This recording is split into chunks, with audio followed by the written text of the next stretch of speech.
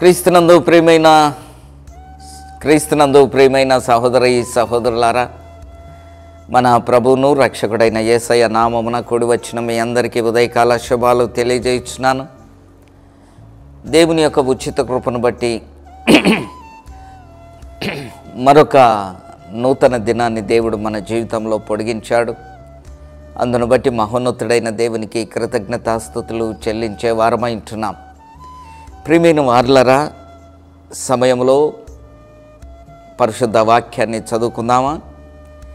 యోనా గ్రంథం 2వ అధ్యాయము, 3వ అధ్యాయము, యోనా గ్రంథం 3వ అధ్యాయము 5వ వచనాన్ని చదువుదాం.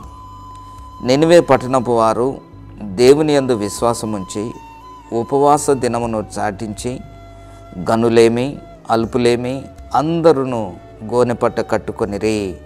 దేవుడు తన వాక్యమును మన వినికిడిలో దీవించునుగాక. క్రీస్తునందు ప్రియమైన వారలారా, ప్రియ సహోదరి సహోదరుడా, ఈ ఉదయకాల సమయంలో నినివే పట్టణము యొక్క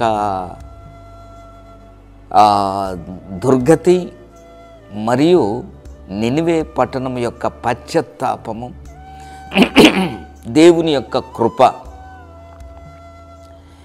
ఈ యోనా గ్రంథములో కనపడుతుంది. అష్షూరు రాజధాని అయిన ఈ నినివే పట్టణము చాలా నాగరికత కలిగిన పట్టణం. ఎక్కడ నాగరికత ఉంటుందో అక్కడ పాపం విచ్చలవిడిగా ఉంటుంది.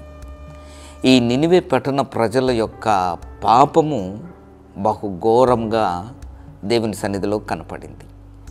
అయితే మహోన్నతుడైన దేవుడు సర్వసృష్టికి దేవుడై ఉన్నాడు.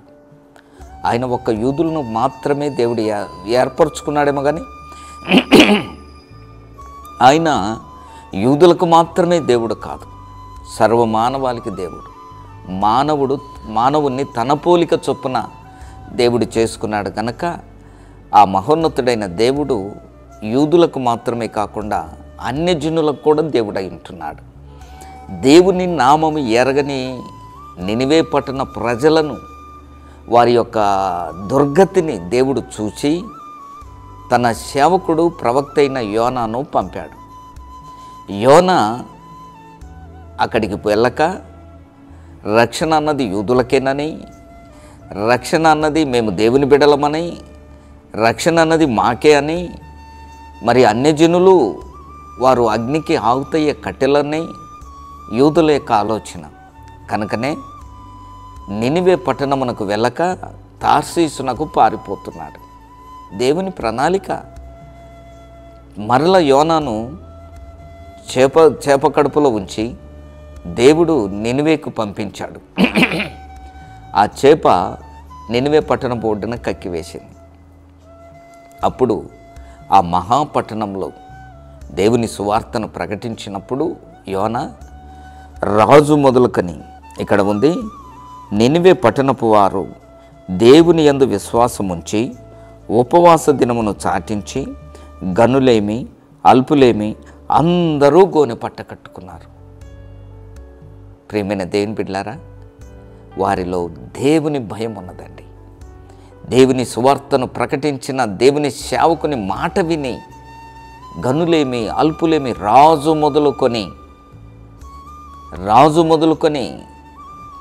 మరి నిరుపేద వరకు ప్రతి ఒక్కరూ ఉపవాస దినాన్ని ప్రకటించారు.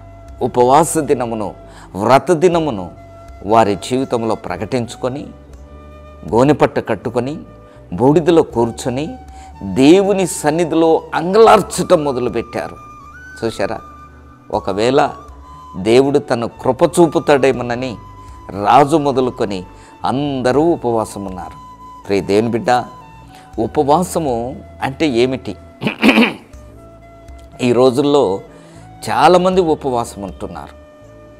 ఎందుకు ఉపవాసం ఉంటారంటే, వారి జీవితంలో ఏదైనా అవసరత వచ్చినప్పుడు, వారి జీవితంలో ఏదైనా ఇబ్బంది కలిగినప్పుడు, ఏదో ఒక సమస్య వచ్చినప్పుడే ఉపవాసం ఉంటాం.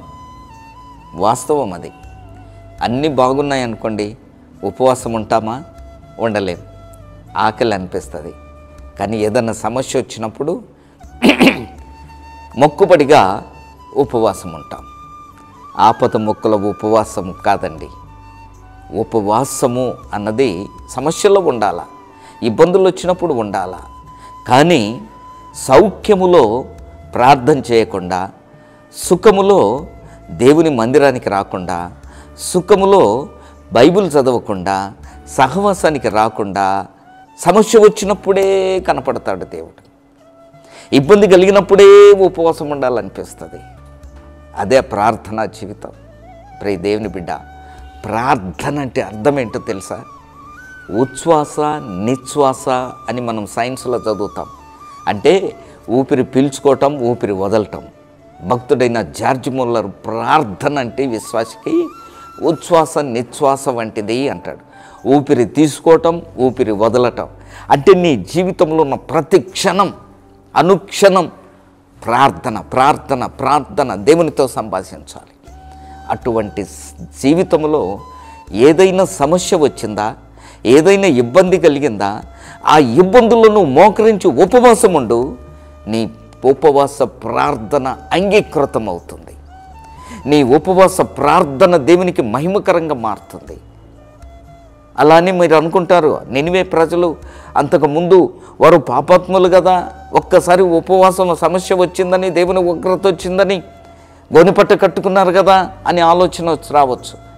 దేవుని ఉగ్రత దినం ప్రకటించిన ప్రవక్త చెప్పాడు, మీరు ఇప్పుడైనా మారు మనసు పొందమని, పాపము నుండి వెనుదిరగమని ప్రకటించాడు గనక, హెచ్చరించాడు గనక, ఆ హెచ్చరికను నిర్లక్ష్యము చేయకుండా రాజు మొదలుకొని ప్రతి మనిషి, పశువులు సైతం గడ్డి కూడా వేయలేదంట.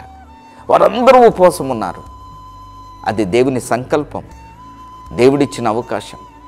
కనుక ప్రియ దేవుని బిడ్డ, ఈరోజు వర్తమానం వింటున్న నీ జీవితంలో ఉపవాసం ఉండటానికి ఆశపడినట్లయితే నిజమైన ఉపవాసం దేవునికి అంగీకృతమైనది నీ జీవితంలో ఉండాలి. అట్టి కృప దేవుడు నీకు అనుగ్రహించునుగాక. తలల నుంచి ప్రార్థన చేస్తా. పరిశుద్ధుడా, మహోన్నతుడవైన దేవ, ఎదుగో తండ్రి, మా జీవితంలో నిజమైన ప్రార్థన అనుభవాన్ని మాకు నేర్పినందుకు వందనాలు చెల్లిస్తూ నజరేయుడైన యేసయ్య నామమున అడుగుచున్నాము తండ్రి. Amen, amen. God bless you. ప్రభు నిన్ను దీవించునుగాక.